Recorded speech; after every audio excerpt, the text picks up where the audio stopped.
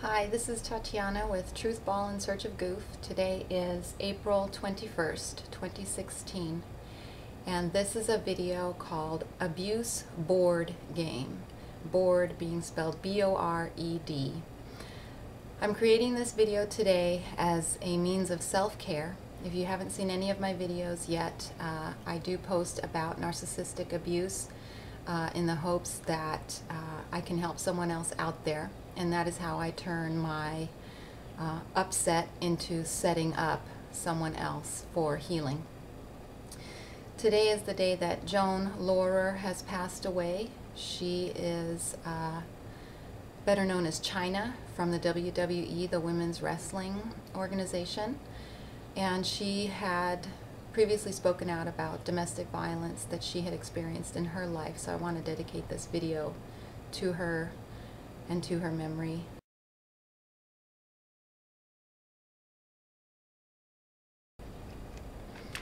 The abuse board game occurs when an abusive person or a narcissist becomes bored. They have not had their narcissistic supply, they've had peaceful times, whatever it is that causes the trigger. They are bored and looking for your pain to make them feel better. So, you will never be asked to play this game.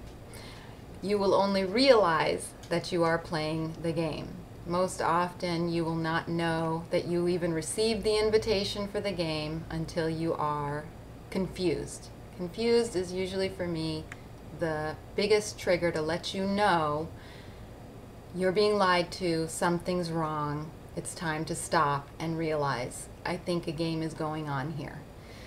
So even though you have never been officially invited, forewarned, clearly told that you are about to be playing a narcissist's game or an abuse board game, I'm going to tell you, once you realize that you are in the game, I'm going to teach you how to play it.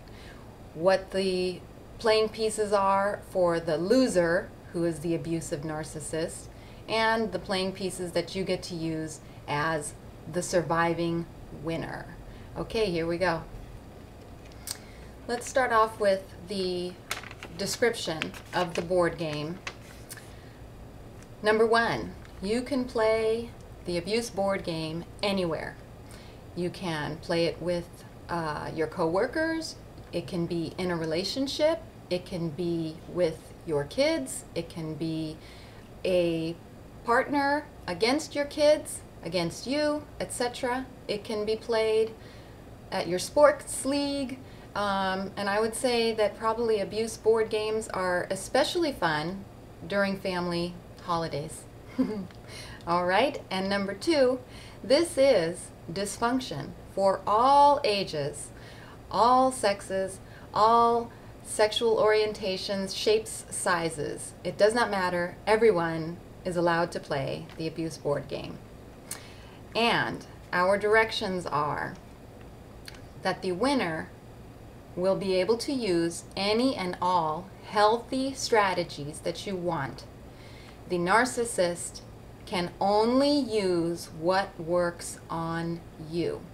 I'm going to break down all of the board game pieces and then we'll play a couple of rounds. Here we go. All of the abuse playing pieces, and I have quite a few for the abusers. Quite a few. But here we go. Triangulation. Triangulation is using one other person as part of the mix to hurt you. Can be in a relationship, can be cheating, can be getting a coworker to believe something that they're saying against you. Wide variety. Triangulation. Under triangulation also comes flying monkeys. Flying monkeys are those annoying people that you thought were friends, or people who are friends and have no idea that a narcissist is using them to send you information that hurts. For example, gossip. Gossip requires a flying monkey. A narcissist tells the story and it comes back around to you. And also within that triangulation is, as I mentioned, smear campaigns. A smear campaign is when that narcissist abuser is trying to convince everyone else that there is something wrong with you so that it hides that there's really something wrong with them. Then we also have these four that kind of go together. There is abandonment. Abandonment is within the relationship. You're still in a relationship, but they do a wide variety of things to make you feel abandoned so that you will be clingy. Please don't leave me, please don't leave me. So even it can come down to that very common statement that I even heard, no one is going to put up with anything that you're doing. I'm the only one who would love you. Okay, that is actually abandoning you and making you feel abandoned so that you cling to them. Another version of abandonment is the discard. Now the discard is actually breaking up with you and with no explanation. I mean, this can get really cruel. Or all of a sudden, you know, they go on a trip and they don't come back. And you don't know what happened to them. You don't know where they went until months later when they come back.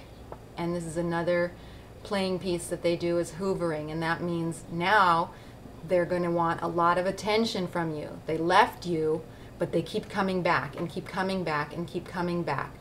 Often hoovering is designed, most often it's designed to get you back.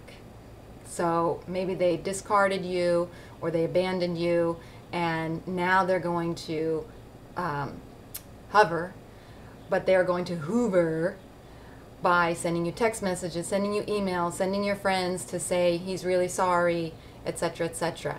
And that is most of the time designed to get you back. However, there's also stalking.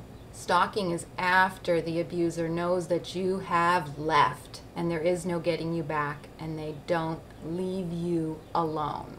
Okay, those are pretty intense and miserable portions of this game.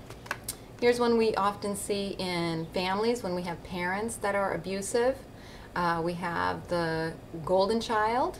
Okay, that golden child is just treated like the best thing in the world, and that person usually turns out to be a narcissist. Most of the time they don't know it, but they are taught by the parent to treat others badly. And then there's the scapegoat, which is another sibling who is the worst, and everyone is allowed to pick on them. Okay, these are very simplified explanations, but please do Google them if you don't know these games. Educate yourself. I'm just trying to do a quick run through and hopefully at least trigger some ideas in your mind if this is something you think that you're going through, and you can start making a plan to get out of the relationship just by feeling validated. That's my goal, to validate you. Okay, masochism. Masochism is a fancy word for getting negative attention or self-sabotaging themselves. Okay, so it can be anything. It could be as simple as you asking them to take out the trash and they don't do it. Okay, now there are kids who are going to do that and not really think about it, and then there's a level of abusive person and a narcissistic person who is doing that on purpose for you to get angry at them, and then they will delight in engaging in an argument with you. Masochism. Many examples of self-sabotage and negative attention. Isolating the victim. Part of the process of entering into an abusive relationship is, actually I'm going to combine that with this one, which is love bombing. I love you, I love you, I love you, you're my soulmate. And then as they're love bombing you, they're also isolating you from supportive family and friends. I love you, I love you, I love you. Your family doesn't like me, so I'm the only one who loves you, so that you end up becoming isolated. By the time you realize you're in an abusive relationship, you don't have any family or friends around you who are validating the truth. So those are two nasty, nasty games that narcissists and abusive people play. Financial abuse, taking out credit, spending your money, controlling your money, controlling their money. Okay, whatever it is that is going to keep you within the relationship financially, or financially burdened if you leave the relationship. Another game, which is not fun, is physical violence. Physical violence is a very key game that abusers play. This is probably most known because its physical effects are seen, as opposed to just about every other game that I list. You cannot see the damage. Physical violence is the one that we can see, that somebody outside your sphere of support may notice and actually reach out to you for you to get help, such as law enforcement, or a coworker who sees bruising. Physical violence is, as I've talked about in several of my videos, not a game that works on me. It did when I was younger, and when I broke out of it, this is completely doesn't work on me. But this is a important one to think about, because once it has reached this level, you are in serious danger, and you must make a plan before leaving. Okay? It's an important game. Guilt. Well, you can be Catholic, and you might have this just as your natural paradigm. I don't know. I'm making it. I don't know.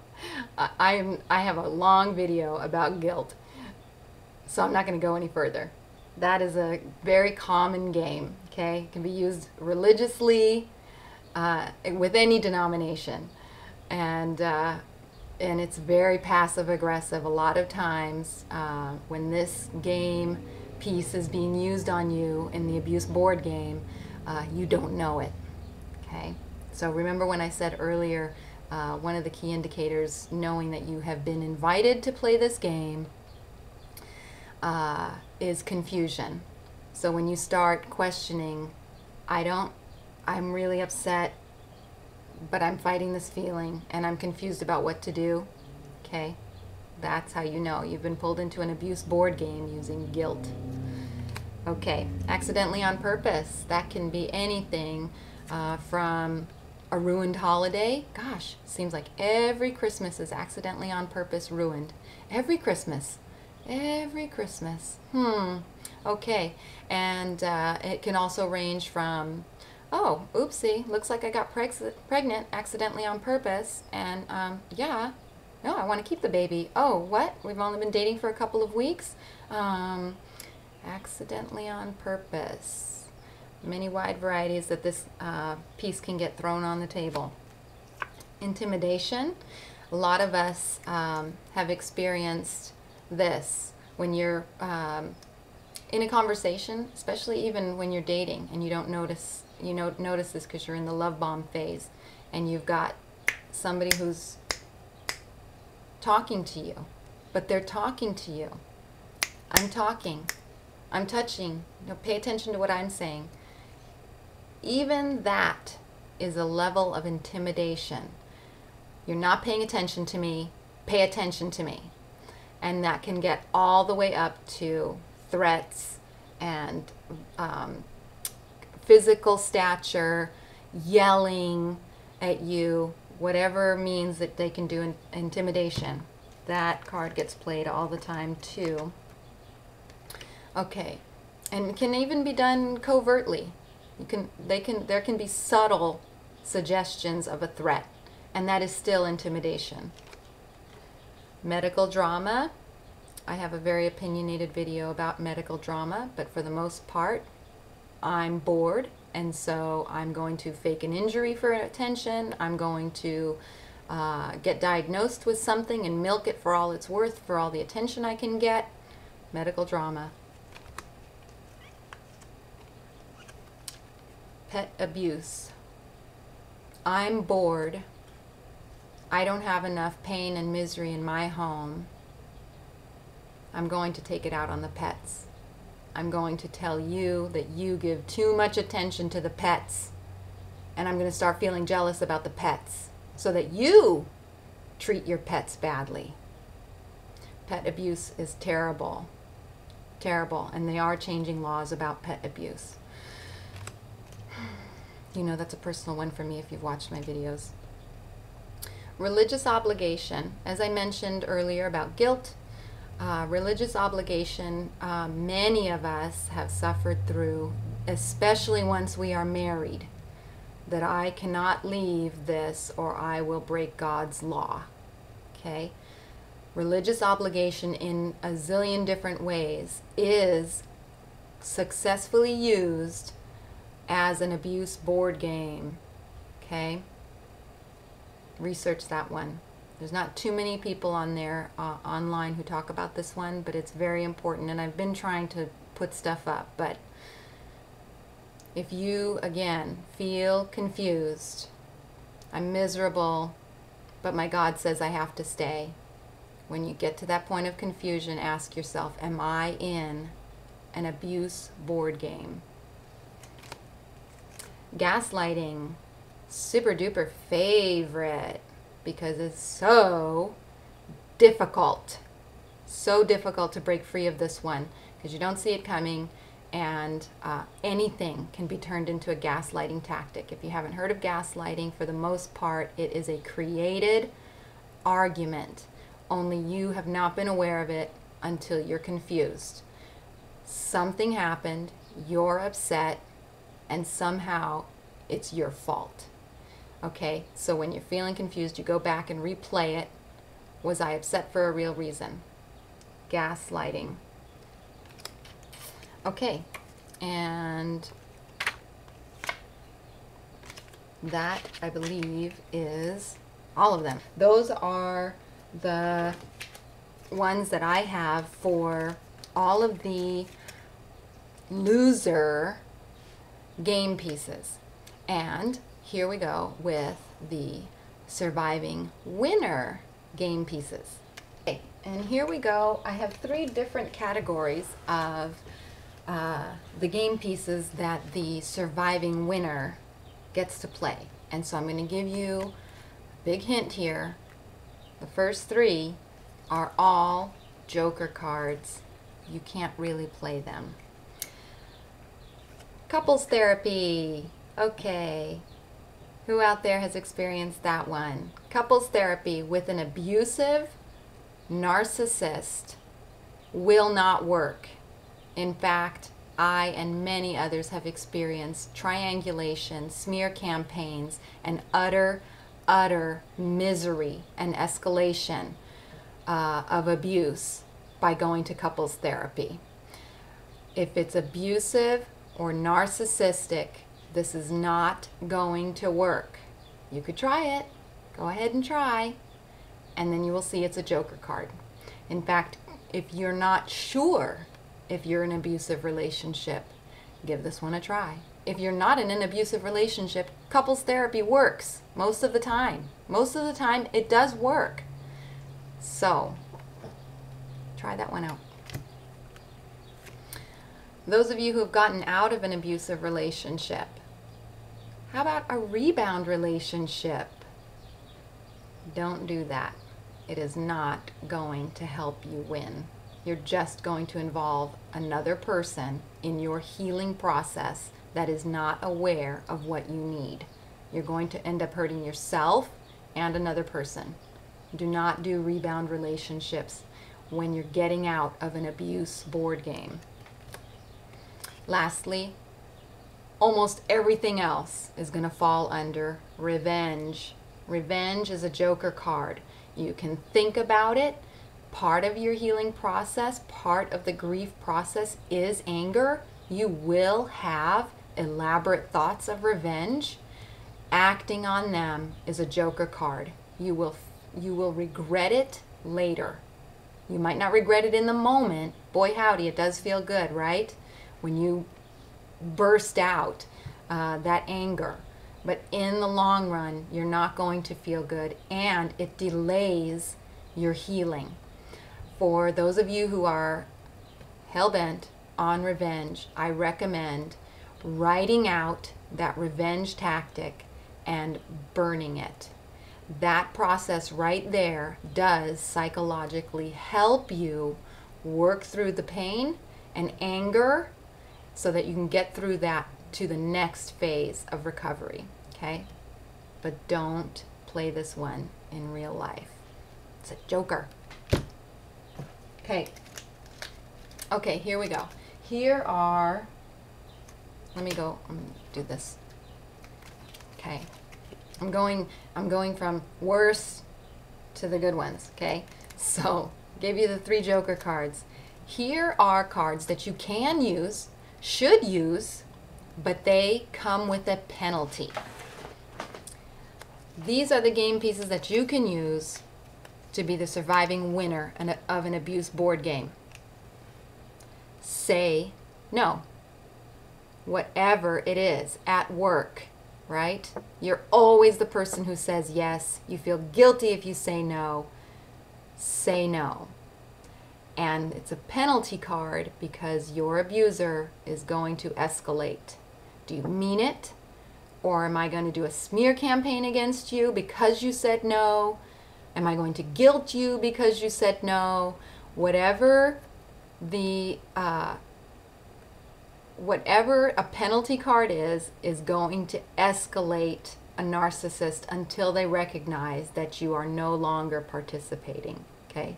But this is a card to use. Say no, but be prepared that there's a penalty and that you have to stick with it. Okay, and I say this one quite a bit in my videos. Confronting a narcissist. I never recommend confronting a narcissist. To say, you're behaving abusively, I think you're abusive, I don't like that, I don't, change this, change that. In any form, confronting a narcissist is going to escalate the abuse. The only time that I did confront a narcissist is in a relationship where there was no previous violence, and I was clear enough about what was going on that I could test if he was abusive. I would not recommend that. I made my choices because of my clarity, but I don't recommend confronting a narcissist. If, and many of us have done this without intending to, have accidentally confronted our narcissist. So if you have accidentally played this penalty card, ask yourself, did it increase the abuse? For example, you were in the middle of being gaslighted, lies were being spewed at you, and you insisted that's not true. For example, being accused of cheating. Excuse me. You're being accused of cheating, and you say, you're projecting onto me, I'm not cheating, so you must be cheating. And the escalation of the argument ensued. That's you accidentally playing a confrontational card. It's a penalty card. Be careful. Going gray rock. Gray rock is, to the best of my description of gray rock, which I have used in my life, is to, how do I say this the easiest way? I acted like nothing was wrong. No matter what the game was being played, I acted like I didn't understand that it was going on. You want, you want them, the goal of gray rock is for the abusive person to get bored. Just get bored because they can't get you upset, okay? I have to do a video on this one. Okay. Now we're getting to the high level stakes penalty cards. Restraining order. If you get to the point that you need a restraining order, I do a couple videos about restraining orders and my advice about that, and the advice about the decision. You can get a stop harassment order, you might need an emergency protective order. Whatever it is, use this card when necessary and recognize that it's a penalty card. It will increase the abuse until the abuser understands that you mean it.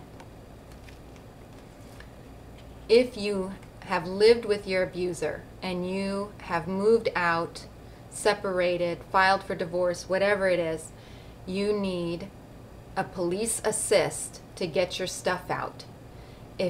If you are at the level of restraining order, emergency protective order, absolutely use this card. Get a police assist. Call the police, say, I need a police assist. What exactly is that and how do you do it? That is the only safe way to get your things out of the home. I have done a police assist.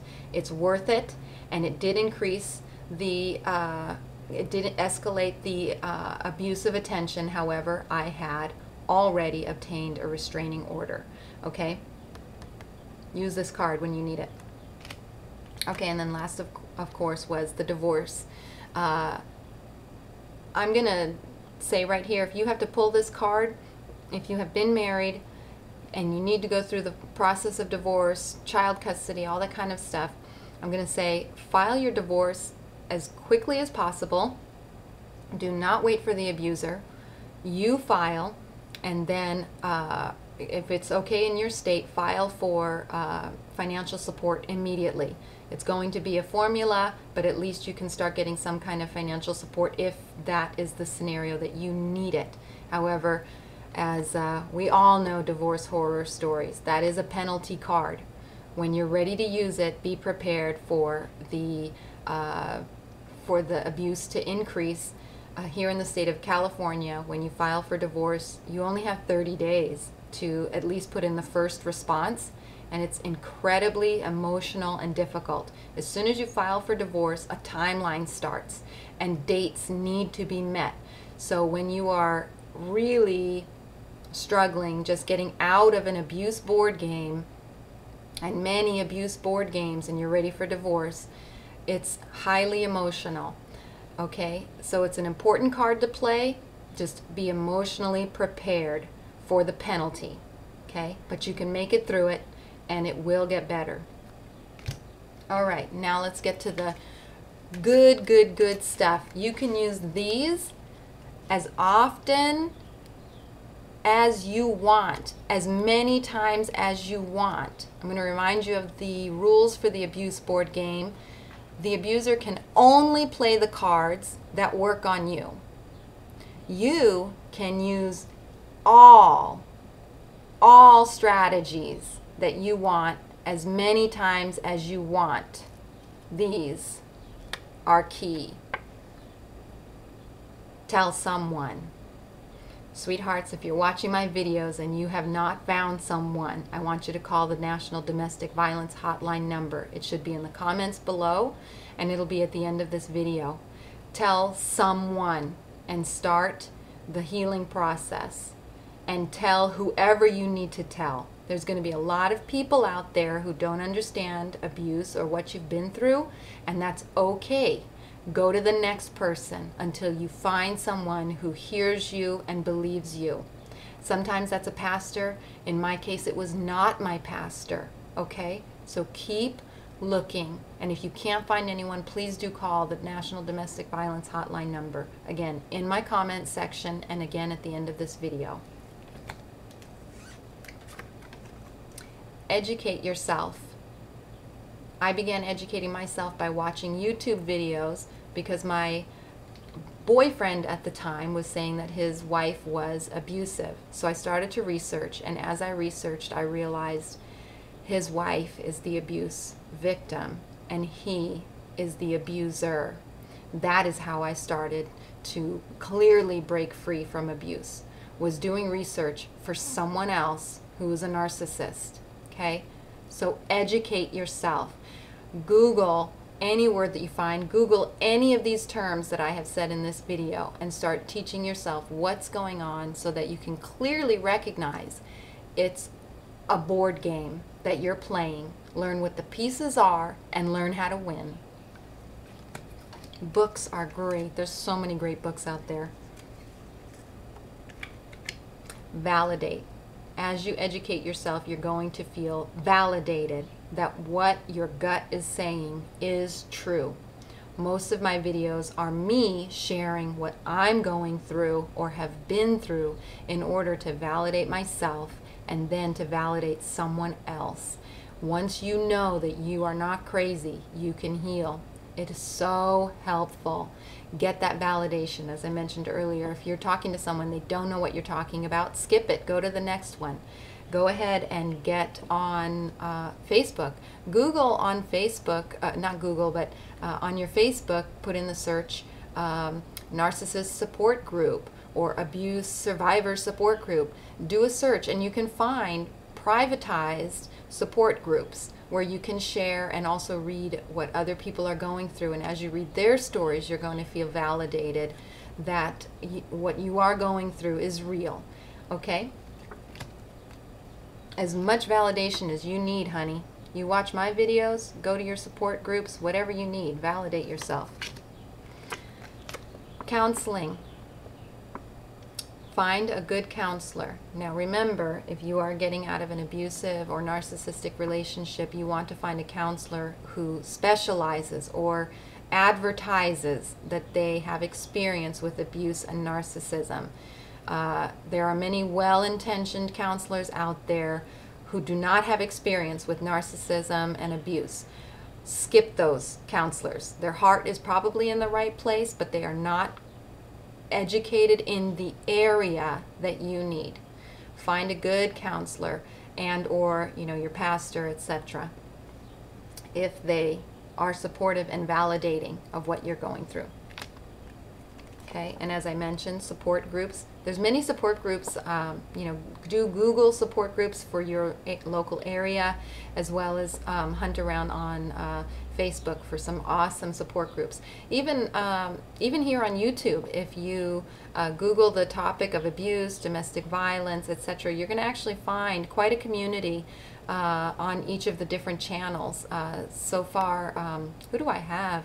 Melanie Tonia Evans, I think. She's on Thriver TV. Who else do I, there's a group called, or a YouTube channel, I think it's called Narcissist Support, Be Good 4000, who else is another favorite, Spartan Life Coach. Check out even just on YouTube and subscribe to the different channels. Even the commentary on those channels is helpful and completely anonymous. Okay, my number one method of getting out of an abuse board game is to journal. Number one, especially with gaslighting tactics. I take a piece of paper and I make two columns. One column says the lies you're saying, my truth. Okay, journal out whatever you're going through. If you enjoy writing, it really helps me to clear my mind. Or another way is, to create a privatized album on your Facebook page. Many of us girls, we take photos of what's going on, and then you can upload those to your Facebook as a private album. But any form of journaling helps you clear your mind and focus and see that it's just a game. It's a game that you're going to win. Okay, self-care. This is an awesome one.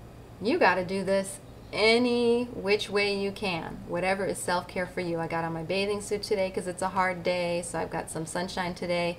Self-care. This board game, the whole preparing all of this stuff today is all part of my own self-care. It's my personality type to be a teacher. It's my personality type to help people, and it is a self-caring thing. When I'm done with this video, I will feel a huge release of tension. Self-care is anything that you do to comfort yourself. Anything. If it's listening to music, if it's writing song lyrics, if it's cleaning out your closet, if it's talking with friends, if it's journaling, whatever it is to take care of yourself when you are stressed out. Self-care. You can use this as many times as you want, in as many ways as you want. Okay, for winning the abuse board game, your goal is no contact. You want to get to the point with that abusive, narcissistic person. You want no contact. That is your primary winning strategy. at the end of everything that we've been through, you want no contact. You want that person out of your life forever. No matter, even if they're coming back and hoovering you, they're coming back trying to get you back, they're stalking you, you want no contact. I have even had a stalker that I had no contact with. Now the police contacted him for me, but I had no contact. Okay? I want to save for last my most offensive winner strategy. All right, that's all of our pieces of the game, losers and winners. And I'm going to show you a quick rundown of how this works. Here we go, ready for a round of abuse board game. The way that you know that you're in an abuse board game is when you say, I'm confused. I'm confused means game on. The winner has all of these strategies and many more to use. And it's a no holds barred game. Okay, in honor of Chyna and our wrestling terminology, no holds are barred. You can use every strategy all at once and annihilate the loser. Okay, and I have up here, as I remind you, couples therapy, rebound, relationship, revenge, those are joker cards. Do not use those, but everything else you can use. Again, with the rules of the game is that the loser can only use what works on you. So here's an example. I'm going to take triangulation. Triangulation is a game that worked on me when I was married. Lies. And where is the other one? Religious obligation. One scenario, I found myself in the relationship confused. He had a lot of girlfriends from high school and would tell me that they're just friends, but he would break dates with me to spend time with them. The day before we flew to go get married, one of his girlfriends was at the house. After we were married, I looked through our phone records and saw that the entire time that I was getting ready for our wedding, he was on the phone with her at 11 p.m. until 3 a.m. every single night. So that's triangulation, right? I've got somebody who's supposed to be a friend and happens to be female. I'm finding that he lied to me and was in phone contact with her in the middle of the night. And I am now married to him, so I have a religious obligation to be with him and to trust him that this is just a friendship. I found myself confused, and that is game on. I'm in an abuse board game. He has set that up to hurt me. So I can say no, I did. I can confront him, I did. I can go gray rock, eventually I did. I didn't need to get a restraining order, but I did divorce him. Okay, and I did journal about it, I prayed about it, I had to do self-care. I didn't find a support group, but that would have been nice. I did get counseling. I did seek people to validate me, even if they didn't want to validate me. I confronted every single one of his friends and found out that he had had a relationship with her behind my back. And I told not just someone, but everyone. And in fact, my neighbor ended up giving me a book about anger, and that started to help me heal as well. Eventually, where I'm at today is no contact, and I educated myself exponentially. Ta-da! I win. That was a narcissist abuser's board game. It was painful, miserable, but I attacked it with everything I had. Okay, let's do one more round. Okay, here's another example of an abuse board game. I'm going to use the example of the ex's baby mama, who was part of a smear campaign. The daughter told her a whole bunch of lies about me, was smearing my name, and it got to the point that she obeyed what the daughter said. The daughter had filled her with lies, and then she became a flying monkey. She came to attack me based on those lies, and I used many of my penalty cards. I confronted her about it. I said no, and I eventually had to get a restraining order. Actually, I got an emergency protective order because she had threatened physical violence. So once I had used my penalty card, what did I end up with? They got to double down. They got to double down on lies. They got to double down on the physical violence threats. Afterwards, I was accused of trying to kill the daughter. So it just got worse and worse because I did use my penalty card. I used everything, and even though I had to put up with the penalty, I'm still the winner. Every single strategy I have told you here, you will win, okay? Even if they get to double down, even if it escalates, even if you have to pay that penalty, I did win. There was no contact. After I got the emergency protective order, there was never any contact with the daughter or the mother ever again. And I'm kind of happy that that is a permanent record. Okay, so this is basically wrapping it up. Like I said, I just really want to appreciate you listening. Like I said, this is also a coping strategy, self-help for me today in honor of Chyna and what she had suffered through. I don't want that to happen to anyone else. I want for those people who get to view this video to start perceiving all abuse as a board game. It is a game with strategies that they use, and they have taken advantage of the fact that you don't know that you're in a game. You're confused. I want you to accept and acknowledge that when you say to yourself, I'm confused, it's game on, you're in a game, and you will win. Okay?